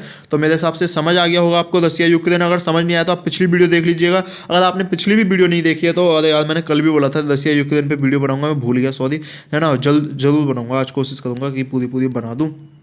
हाँ जी गाइस, इसके बाद हम देखते हैं वरुण गांधी, है ना, फिरोज वरुण गांधी, ठीक है, इन्होंने अपना नाम दिया है। मैं आपको फिरोज वरुण गांधी की एक बात बता दूं, नहीं फिरोज वरुण गांधी की नहीं, प्राइवेटाइजेशन की एक बात बता दूं। इस पर भी मैंने एक वीडियो बना रखी है कि प्राइवेटाइजेशन क्या होता है, स्ट्रेटेजिक डिसइन्वेस्टमेंट क्या होता है, डिसइन्वेस्टमेंट क्या होता है, ठीक है। और ये जो चीज़ें अगर आप देख सकते हो, है ना, तो वीडियो में देख सकते हो, आपको बहुत अच्छे से समझ आ जाएगी। अब इन्होंने क्या बोला है, प्राइवेटाइजेशन का नुकसान क्या बोला है। देखो, सबसे पहला प्राइवेटाइजेशन का जो नुकसान होता है वो होता है वेलफेयर ऑफ पब्लिक, ठीक है। यानी कि जो गरीब पब्लिक है, जिसे रोजगार नहीं मिल पाता, उसका जो वेलफेयर करती है सरकार, वो वेलफेयर नहीं हो पाता, ठीक है। इसके बाद इंडिया में, अगर आपने प्रियम्बल में भी पढ़ा हो तो इंडिया सोशलिस्ट कंट्री है ना। इंडिया जो है वो सोशलिस्ट कंट्री है। अगर सोशलिस्ट में सारा प्राइवेट हो जाएगा तो हम तो कैपिटलिज्म की तरफ बढ़ रहे हैं, यानी कि मार्केट पे हम रेगुलेशन नहीं कर पाएंगे, तो ये भी खतरनाक चीज़ है। अगर इसके बाद भी मैं बात करूँ वरुण गांधी की कि इन्होंने क्या लिखा है, तो इन्होंने लिखा है कि जो इंडिया का फिजिकल डेफिसिट है वो 6.8% है, चांस है कि 2022 में इतना रहेगा, ठीक है। और लेकिन अगर डेप्थ ऑफ स्टेट को भी कंसीडर कर लें तो 12.7% हो जाएगा, ठीक है। अब मनरेगा की बात करें तो आपको पता होगा पिछले साल आधे साल में ही मनरेगा का फंड खत्म हो गया था, है ना। अब ये देखो, ये बोलते हैं रियलिटी ऑफ प्राइवेटाइजेशन है क्या, तो यानी कि ये जो बोल रहे हैं कि पॉलिसी मेकर जो हैं वो प्राइवेटाइजेशन को चाहते हैं कि वो बहुत तेज़ी से बढ़े, ठीक है। लेकिन ऐसा नहीं है कि हमेशा ऐसा हो, ठीक है। प्राइवेट फर्म नॉट सिग्निफिकेंट, एक स्टडी दी है इन्होंने, और वो स्टडी बताती है, इस स्टडी जो कहती है वो ये कहती है कि Britain trains can be significantly delayed by leaves on the line, यानी कि भैया वो तो अपनी ट्रेन जो है लाइन पे ही छोड़ कर चले जाएंगे, ऐसे डिले हो जाएगी, ठीक है। और प्राइवेटाइजेशन जो मिक्स है, डेवलपिंग कंट्रीज में मिक्स होना चाहिए, ठीक है, यानी कि मल्टीपल फैक्टर से ये प्राइवेटाइजेशन होनी चाहिए, है ना। और एक स्टार्ट, अब जो हम प्राइवेटाइजेशन कर रहे हैं वो है better funding under A private promoter versus budget, a better versus starved budget, government budget, यानी कि आपका जो बजट है वो तो भूखा है और आप प्राइवेटाइजेशन को पैसा वहाँ से आप ले रहे हो, ठीक है, बजट की भूख मिटाने के लिए, ठीक है। इसके बाद अगर इन्होंने और चीज़ें डिस्कस करी हैं तो प्राइवेटाइजेशन जो रेवेन्यू रिसोर्सेज है उसके बारे में हम डिस्कस कर लेते हैं। तो ये कह रहा है पार्टली रिटर्न्स, यानी कि आपको इतना ज़्यादा रिटर्न उसमें भी नहीं मिलता है या बहुत सालों में आपको रिटर्न मिलता है, ठीक है। और इसके बाद की अगर हम बात करें तो इन्होंने डिस्कस किया है कि भाई आपका जो फाइनेंशियल ईयर 11 में इतने रुपए जो है 40,000 करोड़ की बात थी, लेकिन 22,846 रुपये आपने प्राइवेटाइजेशन के लिए उगाए थे, ठीक है। और 1 लाख करोड़ की अब बात थी तो आप खाली 50,304 करोड़ रुपए उगा पाए हो, ठीक है। तो ये जो है यानी डिफरेंस बताया कि आपने कितने रुपए प्राइवेटाइजेशन से ले लिए हैं, है ना। और अगर मैं इसके बाद की बात करूं तो इशू तो है ही है निश्चित रूप से है। और इसमें मुझे कुछ लग नहीं रहा प्राइवेटाइजेशन में। मैंने आपको बता दिया, अगर आप वीडियो देखना चाहते हो तो एक बार वीडियो देख लेना, आपको समझ में आ जाएगी। दिक्कत कहाँ होगी, दिक्कत होगी ग्रोथ पे, है ना। प्राइवेटाइजेशन तो देखो, प्राइवेटाइजेशन मैंने अभी आपको बताया टेक्नोलॉजी इंक्रीज होगी तो एम्प्लॉयमेंट कम होगा, इससे आप अनएम्प्लॉयमेंट से जोड़ लीजिएगा, ठीक है। और मैं अगर आपको प्राइवेटाइजेशन की बात करूँ तो प्राइवेटाइजेशन में जो मतलब आपकी फीस है वो अनकंट्रोल हो जाएगी अगर आप उसकी सर्विसेज का फ़ायदा नहीं उठा पाते, है ना। उठा सकते हो सकता है, अब जैसे आपको एक एग्जांपल दो, प्राइवेट हॉस्पिटल की फीस हो सकता है कहीं कहीं बहुत ज़्यादा होती है जो अच्छे अच्छे हॉस्पिटल होते हैं। अगर मान लो गवर्नमेंट हॉस्पिटल कम होते जाएंगे तो जो गरीब पब्लिक है वो कहाँ से अपना इलाज कराएगी, ठीक है। और अगर मैं आपसे और बात करूँ, जो प्राइवेटाइजेशन है वो फेल भी हुआ था, अगर आपको ध्यान हो तो 1928-29 में जब क्राइसिस हुआ था, इकोनॉमिक क्राइसिस, उसके बाद जो कैपिटलिज्म है वो फेल हुआ था। जब ही जवाहरलाल नेहरू ने, महात्मा गांधी ने सोशलिज्म पे ज़्यादा जोर दिया था, क्योंकि उस टाइम रसिया वगैरह में सोशलिज्म अपने एक चरम सीमा पे था, ठीक है। इसके बाद मुझे बस इतना ही इंपॉर्टेंट लगा इसमें, बाकी आप देख लीजिएगा। Relief for BJP, headache for SP, ऐसे काट ही देता हूं मैं, कोई डिस्कशन ही नहीं है इसमें, ठीक है। एयर इंडिया की भी बात की इन्होंने, एयर इंडिया आप मेरी वीडियो में देख लीजिएगा, एयर इंडिया के बारे में वीडियो कैसे वो कहाँ से शुरू हुई, Tata Sons to Tata Sons, Tata Sons से आई टाटा सन्स पे गई। Advantage DMK and its allies, no important news, next page पे चलते हैं, ठीक है। Can the world champion make the cut, important news नहीं है हमारे लिए। Government does not use the urban Naxal, बिल्कुल हमने डिस्कस कर लिया। No cabinet minister took question, ऐसा इन्होंने बोला है कि क्वेश्चन आवर में किसी ने भी क्वेश्चन आपसे नहीं लिया है, ठीक है। ओ अगर इसके बाद की हम न्यूज़ पे बात करें तो लैंग्वेज कॉन्फ्लिक्ट सर्फेसिस इन लोकसभा, यानी कि लोकसभा में लैंग्वेज कॉन्फ्लिक्ट अगर आपसे मैं पूछना चाहूँ ऑफिशियल लैंग्वेज ऑफ इंडिया, पहले तो आप नेशनल लैंग्वेज ऑफ इंडिया बता दो मुझे। नेशनल लैंग्वेज ऑफ इंडिया क्या है, हैं? जो नेशनल लैंग्वेज ऑफ इंडिया बताएगा उसे कहाँ फॉलो करूँगा बताओ, हैं? नेशनल लैंग्वेज ऑफ इंडिया आप बता दो। National language of India, national language of India क्या है? कुछ नहीं है जी, नेशनल लैंग्वेज ऑफ इंडिया कोई है ही नहीं, ठीक है। जो इंडिया की ऑफिशियल लैंग्वेज है, इंडिया की ऑफिशियल लैंग्वेज है, इंडिया की ऑफिशियल लैंग्वेज क्या है? हिंदी। हिंदी क्या है? प्लस इंग्लिश है, जो 20 साल के लिए करी गई थी, बढ़ाई गई थी, और लेकिन वो 20 साल के लिए बढ़ाते गए और वो आज भी इंडिया की ऑफिशियल लैंग्वेज है। और लेकिन जो मेन लैंग्वेज है वो हिंदी है, ठीक है। मेरे हिसाब से यहाँ तक आपको समझ आ गया होगा। इसके बाद मुझे कुछ लग नहीं रहा है इसमें, कांग्रेस का मैनिफेस्टो आ गया है, ठीक है। इसके बाद जजेस must not be swayed in favour of death penalty, बोल रहे हैं कि जजेस को जो है वो डेथ पेनल्टी ज़्यादा से ज़्यादा नहीं देनी चाहिए, उनको जीवन जीने का एक देना चाहिए कि चलो आप जीवन जी लो, ठीक है। 12th के पेपर शुरू होने वाले हैं 26 अप्रैल से, है ना। इसके बाद हम नेक्स्ट पेज पर डिस्कस करते हैं। असेंबली पोल्स वाला पेज में हमेशा ऐसे काटता हूँ, इसमें मज़ा आता है पढ़ने में, है ना, क्योंकि आप अपने लीडर्स को जानते हो, बाकी इंपॉर्टेंट होता नहीं है। इसके बाद अगर मैं नेक्स्ट पेज पे चलूँ, है ना, तो इंडिया mRNA वैक्सीन जो है वो लाइकली अप्रैल में आ जाएगी। mRNA वैक्सीन जो है, ठीक है। mRNA वैक्सीन की अगर मैं डीप में बात करूं थोड़ा सा, तो इस बार की जो mRNA वैक्सीन है वो Pune based Gennova biopharmaceutical company जो है वो उसे जनरेट कर रही है, डेवलप कर रही है, जनरेट तो क्या ही कर दिया, ठीक है। और इंडिया ने जो है 6 वैक्सीन के लिए अप्रूवमेंट दे दी है, जो मैन्युफैक्चरिंग लोकल हैं उसमें से 2 हैं, है ना, जो इस समय यूज में आ रही हैं, वो हैं कोविशील्ड और कोवैक्सीन, जो 99% इंडियंस के लग भी चुकी हैं, ठीक है। इसके बाद देख लीजिए, suicide due to job loss highest in 2020, centre ने ही ये चीज़ बोली है कि 2020 में सबसे ज़्यादा सुसाइड हुई है। गाइस, अगर आप सोशल सिक्योरिटी या सोशल इशूज़ की आप बात कर रहे हैं तो ये आपके लिए इंपॉर्टेंट पॉइंट बन जाता है, इसे आप देख लीजिएगा, है ना। कितने लोगों ने सुसाइड किया है, उसमें से ये बोल रहे हैं 16,000 लोगों ने ड्यू टू बैंकरप्सी, यानी कि लोन लेने की वजह से सुसाइड किया है, और 9,140 लोगों ने अनएम्प्लॉयमेंट की वजह से सुसाइड किया है। अभी हम अनएम्प्लॉयमेंट की बात करके आए हैं, ये डाटा किसने दिया है? मिनिस्ट्री ऑफ होम अफेयर्स ने राज्यसभा में ये डाटा बोला है, ठीक है। तो मेरे हिसाब से आज तक आपको चीज़ समझ आनी चाहिए, क्योंकि लॉकडाउन हुआ था, लॉकडाउन से नौकरी गई थी, जो वो अनएम्प्लॉयमेंट वाले प्रभाव है वो भी आप यहाँ पे डिस्कस कर सकते हो, ठीक है। इसके बाद नेक्स्ट न्यूज है, more women got maternity benefit. मैं इसमें आपको बता दूं, प्रधानमंत्री मातृत्व वंदना योजना, ये शायद हमने कल डिस्कस करी थी जहां तक मुझे ध्यान आ रहा है, ठीक है। तो प्रधानमंत्री मातृत्व वंदना कल डिस्कस नहीं करी तो एक दो दिन पहले करी होगी, लेकिन हम डिस्कस कर चुके हैं। मैं बता रहा हूँ आपको, आप चिंता मत करो, है ना।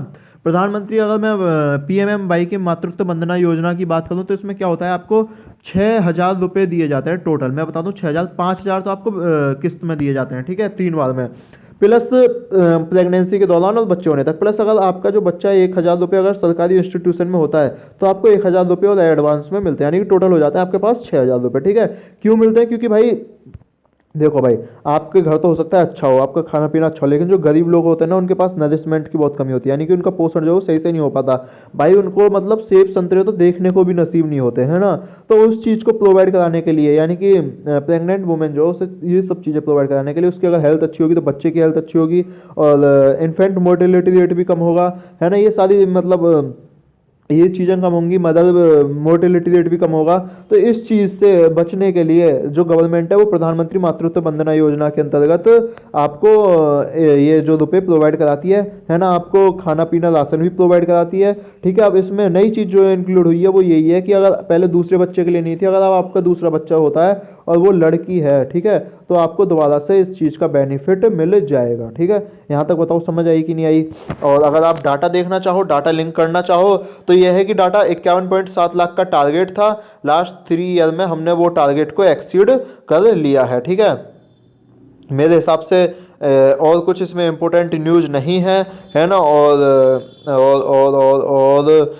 कुछ इतना इम्पोर्टेंट नहीं है, ठीक है। और द स्कीम, ये चीज़ और समझ लेना, the scheme is only for those women who are not employed by the central और स्टेट गवर्नमेंट और पब्लिक सेक्टर अंडरटेकिंग, यानी कि जो या तो ऐसा कोई बेनिफिट हासिल नहीं कर रही हो पब्लिक और सेंटर में या सर्विस सेक्टर में, वो कोई जॉब ना कर रही हो स्टेट गवर्नमेंट के अंदर, ठीक है। और इसके बाद की अगर मैं बात करूँ तो कुछ इसमें बचा नहीं है ना।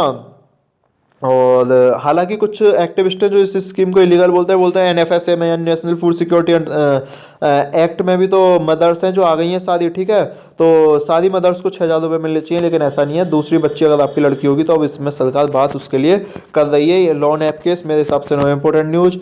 India bans drone import to help domestic sector. Drone हम बता चुके हैं, ड्रोन के फायदे बता चुके हैं, आप देख लीजिएगा एक बार वीडियो, है ना। कितना टाइम हो गया? बहुत टाइम हो गया, ख़त्म भी करना है। Over 40% of teaching post in IIT is vacant. क्या इंपॉर्टेंट न्यूज है, गुरु गजब। IIT में 40% सीट खाली है ना। तो ये चीज़ें हैं, इसे आप देख लीजिएगा, इंपॉर्टेंट नहीं है आपके लिए, ठीक है। इसके बाद हम नेक्स्ट पेज पे चलते हैं, फिर बात करते हैं guys, Quad minister sets to meet in Australia. Quad की बात कर लेते हैं हम। क्वाड में देखो कौन कौन से कंट्रीज आते हैं। ऑस्ट्रेलिया आता है क्वाड में, ठीक है। क्वाड में जापान आता है, ठीक है। क्वाड में इंडिया आता है, ठीक है। और क्वाड में US आता है, ठीक है। अगर मैं आपसे क्वाड की बात करूं तो स्ट्रेटेजिक, यानी कि ये ध्यान रखना मिलिट्रिक नहीं है, स्ट्रेटेजिक प्लेटफॉर्म है, ठीक है। अगर मैं आपसे क्वाड की ही बात करूं तो जो क्वाड का सबसे पहला आइडिया है वो दिया गया था जापान के PM जो थे उस टाइम के, शिंजो आबे। जापान के जो PM थे शिंजो आबे, उन्होंने ये आइडिया दिया था 2017 में, ये आइडिया दिया था, है ना। नवंबर 2017 में, 2007 में आइडिया दिया था, 2017 में इसे फाइनल कॉल मिल गई और ये बन गया, है ना। अब मैं आपको फायदे बता देता हूँ। आप वही टेलीग्राम चैनल पे जाएंगे तो वहाँ आपको क्वाड कंट्रीज के भी मैप मिल जाएंगे कि क्वाड कंट्रीज कौन कौन से हैं, कहाँ कहाँ पे स्थित हैं, ठीक है। एक बार देख जरूर लीजिएगा उसे, है ना। अगर मैं आपसे इसकी बात करूँ, किसकी बात कर रहा था मैं, फायदे की बात करूँ, तो ऑस्ट्रेलिया मतलब ये बनाया क्यों थे, तो USA तो भैया चाइना का सबसे बड़ा विरोधी है, वो तो आना ही चाहता है इंडो पैसिफिक रीजन में। ऑस्ट्रेलिया की बात करूँ, ऑस्ट्रेलिया में चाइना जो है अपना इंटरेस्ट बढ़ा रहा है। चाइना के कुछ आइलैंड हैं जिन पे ऑस्ट्रेलिया के आइलैंड हैं जिन पे चाइना कब्जा करना चाहता है, इसीलिए ऑस्ट्रेलिया। अगर मैं जापान की बात करूं तो जापान फिर वही टेरिटोरियल एग्रेशन बढ़ा रहा है, अपना टेरिटोरियल एग्रेशन, है ना। लेकिन अगर मैं जापान की ही बात करूं तो Japan belt and road initiative में चाइना के साथ काम करने के लिए तैयार भी हो गया है। और इंडिया की बात करूं तो इंडिया की बात तो मुझे करना ही बेवकूफ़ी लगता है कि इंडिया से चाइना में, साउथ चाइना सी में बॉर्डर इशू, है ना। इंडिया से तो इतने सारे export import issue, trade issue है ना इंडिया से, तो इशू हमारे भरे पड़े हैं, स्ट्रेटेजिक डिफीट है ना, तो ये सारे इंडिया के इशू हैं इस बात को, इसीलिए हम क्वाड में सारे लोग मिले हुए हैं। अगर मैं क्वाड की एक छोटी सी बात करूं तो इंडो पैसिफिक एरिया में अपना इन्फ्लुएंस बढ़ाने के लिए है, ठीक है। मेरे हिसाब से क्वाड में यही है, क्वाड के फॉरेन मिनिस्टर मिलेंगे और देखते हैं बात क्या होती है ना। और ये जो है क्या है, इंडिया, जापान और यूएस मिलके एक एक्सरसाइज भी करते हैं, मिलिट्री एक्सरसाइज, जिसका नाम होता है मालाबार है ना। यहाँ तक मेरे हिसाब से चीज़ें क्लियर हो गई होंगी, क्वाड क्लियर हो गया होगा, इससे ज़्यादा क्वेश्चन क्वाड पे कभी आता नहीं है। Quad is not a security alliance, मैंने पहले बता दिया क्वाड जो है वो सिक्योरिटी अलायंस नहीं है, स्ट्रेटेजिक अलायंस है, ये ध्यान रखना। स्ट्रेटेजिक जो शब्द आएगा वो ही क्वाड के लिए यूज होगा। चाइना हालांकि बोल रहा है कि क्वाड इलीगल है, ठीक है, चाइना को कुछ भी बोलने दो, आप अपना काम करते रहो। Missile target in Syria under attack, यानी कि मिसाइल टारगेट जो है इजराइल ने सीरिया पे अटैक किया है, ऐसे ऐसे देखो ऐसे मिसाइल आई थी, हाँ है ना, ऐसे अटैक कर दिया, ठीक है। तो वो देखते रहना, इंपॉर्टेंट न्यूज़ नहीं है। ईरान की जो मिसाइल है उसने, यानी कि पहले ईरान की मिसाइल अगर यहाँ तक हमला कर सकती थी, तो अब ईरान की मिसाइल जो है वो यहाँ तक हमला कर पाएगी, यानी कि उसका जो बेस है वो बढ़ गया है, ठीक है। इसके बाद की बात करूँ, रसिया सीज पॉजिटिव सिग्नल अहेड, रसिया की हमने बात कर ली, यूक्रेन इशू की बात कर ली, स्पेन मिनिस्टर और यूक्रेन मिनिस्टर भी आपस में मिले हैं, हम डिस्कस कर चुके हैं रसिया यूक्रेन इशू, है ना। Mark Connell slams GOP for censoring right circuits, यानी कि जो आंदोलन हो रहे हैं इस पर इन्होंने विरोध जताया, आपके लिए कोई इंपॉर्टेंट न्यूज नहीं है ये, ठीक है। आप ये मत सोचो कि विदेश नीति में पीएचडी कर लोगे, भाई आपको पीएचडी नहीं करनी है, आपको बस न्यूज पढ़नी है, ठीक है। उसके बाद आपके एग्जाम पर्पज से देख लो, कभी एक चीज बताओ, चलो मैं पिछले ही पेज पे आता हूं, कभी क्वेश्चन आएगा आपके एग्जाम में कि भाई ये जो है मैक कॉर्नल जो है इसने स्लैम्स क्यों किया सीओपी को एंश्योरिंग राइट क्रिटिक्स में, क्यों किया, कभी आएगा क्वेश्चन, आप सोच के देखो, है ना, ये कभी नहीं आते क्वेश्चन। अब ये कह रहा है आज की न्यूज है, रसिया सीज पॉजिटिव सिग्नल्स, भाई पॉजिटिव सिग्नल, मान लो कल को ही हमला कर दे यूक्रेन पे, आएगा कभी पेपर में क्वेश्चन कि भाई बताओ 10 फरवरी के न्यूज़पेपर में क्यों लिख रहा था कि पॉजिटिव सिग्नल्स है ना। तो ये चीज़ आपको समझनी पड़ेंगी, हमको समझनी पड़ेंगी, न्यूज़पेपर में ये चीज़ें समझनी पड़ेंगी। और जीएसटी बीएसटी आपको सब समझ आ जाएगी। मैं बार बार आपसे अपील कर रहा हूँ कि आप बजट वाली वीडियो, इकोनॉमिक सर्वे वाली वीडियो देख लीजिएगा। इसके बाद मुझे नहीं लगता कि आपको इकोनॉमी वाला पेज भी करना पड़ेगा, ठीक है।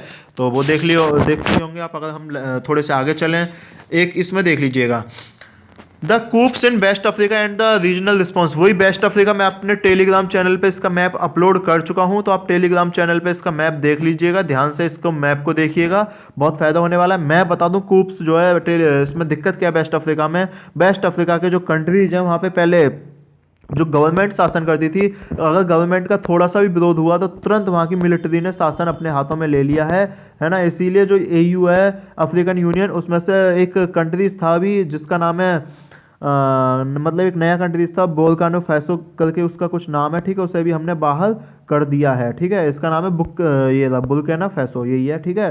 तो इसे भी हमने बाहर कर दिया। क्या है, इनकी जो पावर है वो मिलिट्री ने ले ली है। अभी तक आपको अगर मैं इसे लाइन टू लाइन डिस्कस कर लूँ आपके साथ 2 मिनट में, तो 35th अफ्रीकन यूनियन मीटिंग हुई थी जिसमें एयू की पीस सिक्योरिटी काउंसिल ने कंसर्न उठाया कि भाई ये जो मिलिट्री कोप इंक्रीज हो रहा है ये घटने चाहिए, ठीक है। और यानी ब्लॉक से भी इसी कारण बहुत सारे मेंबर जो है वो सस्पेंड कर दिए गए हैं। अगर मैं तो बुर्किना फैसो जो 4th कंट्री था जो अफ्रीकन यूनियन द्वारा सस्पेंड किया गया है। अगर इससे पहले 3 कंट्री की बात करूँ तो जीनिया, माली और सूडान, ये 3 कंट्रीज हैं जिनको सस्पेंड कर दिया गया था। सेम चीज़ थी कि भाई तुम्हारा राज खत्म हो गया, मिलिट्री ने तुम्हारा राज ले लिया है, ठीक है। अगर मैं इसके बाद की बात करूँ तो वेस्ट अफ्रीका में हो क्यों रहा है, वही लोकल पब्लिक थोड़ा सा आंदोलन करती है, मिलिट्री वाले इसका फ़ायदा उठा लेते हैं, तो इस चक्कर में वो आंदोलन हो जाता है, ठीक है। और मैं इसके बारे में बात करूं तो इसमें मुझे कुछ लग नहीं रहा कि आपको कुछ मिलने वाला है। वही जिहादिस्ट ग्रुप वहाँ भी पहुँच के, माली दैट बिगेन 2012 है ना, वो सेंट्रल सहल रीजन में अपना हिसाब किताब कर रहा है, तो ये निश्चित रूप से एक दुखद खबर है, ठीक है। और अगर इसके बाद मैं बात करूं तो आपको इसमें कुछ इंपॉर्टेंट दिया हुआ नहीं है अभी। अगर इसके बारे में और कोई डीप में न्यूज़ आती है तो हम डीप में डिस्कस करेंगे। पेपर में आपसे कहीं नहीं आने वाला, पेपर में इतना आ सकता है वेस्टर्न अफ्रीका के इन्फ्लुएंस पे क्या इन्फ्लुएंस हो रहा है। तो आपको पता है कि भाई 4 कंट्रीज थे वहाँ के, अगर लोकल लोगों का विरोध होता है तो तुरंत जो मिलिट्री है वो अपनी पावर ले लेती है। अगर मिलिट्री पावर ले लेती है, पॉलिटिकल रीजन भी आपको पता होगा, स्पीच, फ्रीडम ऑफ स्पीच वगैरह चले जाते हैं, है ना, इक्वलिटी चली जाती है आपकी। अगर मिलिट्री पावर ले लेती है तो आपके लिए पॉलिसीज जो है वो पॉलिसीज नहीं हो पाती, वो मिलिट्री के मतलब सत्ता को कंट्रोल में करने के लिए पॉलिसीज बनाती है, ना कि जनता को बढ़ाने के लिए, ठीक है। तो ये सारे फायदे नुकसान है, आपको इतना ही लिखना पड़ेगा, इससे ज़्यादा कुछ नहीं लिखना पड़ेगा, गारंटी है इस बात की, ठीक है। इसके बाद अगर मैं बात करूँ understanding the new central media accreditation guidelines, नई मीडिया एक्रेडिशन गाइडलाइन आई है। ये क्या है भाई, अगर आप फॉरेन कंट्रीज के बारे में, जिससे हमारी विदेश नीति, हमारे देश की आंतरिक सुरक्षा व्यवस्था, किसी भी चीज़ को खतरा होगा तो हम आपको तुरंत चार्ज लगा के जेल में, और बहुत तगड़ी जेल में आपको भेज देंगे। ठीक है, अगर मैं इसके गेस्ट भी डिस्कस कर लूँ ना तो भी ये बहुत सारी चीज़ें हो जाएंगी, है ना। और गवर्नमेंट ने जो इशू किया है central media accreditation guideline 2022 issue की हैं, जिसमें जर्नलिस्ट जो है अगर वो ऐसा करता है तो वो भी कंट्री सिक्योरिटी में जेल में जा सकता है।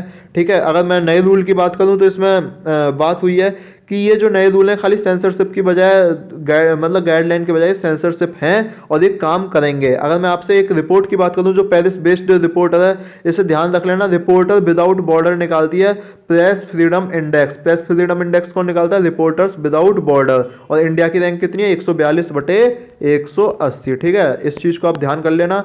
और अगर मैं इसके बाद की बात करूं तो पीआईबी ने एक प्रपोज की थी fake news guideline under which accreditation, यानी कि अगर आप कोई भी फेक न्यूज प्रमोट करते हो तो भी आपको तुरंत कानूनी कार्रवाई का सामना करना पड़ सकता है। मेरे हिसाब से न्यूज आपको क्लियर हो गई होगी। इसके अलावा इस न्यूज में अंदर कुछ नहीं है आपके पढ़ने के लिए, है ना। चाहे आप देख लीजिएगा, इसे बन से बन लाइन देख लीजिएगा, मेरे हिसाब से कुछ है नहीं। ठीक है, इसके बाद की मैं बात करूँ no relief for no help people, ये बोल रहे हैं कि भैया जनता को जो है कोई कहीं भी मतलब अच्छी व्यवस्था नहीं मिली है। लेवल की अगर हम बात करें तो ये ध्यान रखना, इंडियन ह्यूमन डेवलपमेंट सर्वे वो है जो बताता है कि जो लेवल है वो अब पुअरेस्ट सोशियो इकोनॉमिक क्लासेस में चली गई है ना। लॉकडाउन ने सबसे ज़्यादा लेवल को दिक्कत दी है। ठीक है, और मेरे हिसाब से इतना है, और बाकी मेरे हिसाब से न्यूज़ कवर हो चुकी हैं, ये आप देख लीजिएगा। नॉमिनेशन ये कुछ इंपॉर्टेंट नहीं होते। ठीक है, तो good bye, thank you sir, good bye. और गुड बाय इसमें लिखा हुआ है, मैंने नहीं लिखा, है ना। तो अगर इससे पहले जाते जाते भी अगर आपने केएनपी एनालिसिस को सब्सक्राइब नहीं किया है तो प्लीज़ केएनपी एनालिसिस को सब्सक्राइब कर दीजिएगा। वीडियो को शेयर भी करो गाइज, अपने जो भी आपके ग्रुप में उसमें वीडियो को शेयर कर दो। अगर अच्छी लगे तो, ना अच्छी लगे तो आप तुरंत बताओ कि भाई अच्छी नहीं है तेरी वीडियो। ठीक है, ये वाली चीज़ है, ये वाली मेरी समझ में नहीं है, ये वाली चीज़ और डीप में बतानी चाहिए थी, है ना। निश्चित रूप से हम भी इंप्रूवमेंट करेंगे, आप भी इंप्रूवमेंट करो। देश और हम आप मिलके आपका एग्जाम क्लियर होना चाहिए, सबका टारगेट यही है। मेरा भी एग्जाम क्लियर होना चाहिए, सबका टारगेट यही है। तो बाकी मिलते हैं हम आपसे जल्दी ही नेक्स्ट वीडियो में। तो जब तक के लिए आपको टाटा बाय बाय। और अब गुड आफ्टरनून हो गई, अभी गुड नाइट ही है, गुड मॉर्निंग है। ठीक है, अभी तो गुड मॉर्निंग है, 15 मिनट बाकी हैं जब मैं ये वीडियो बना रहा हूँ।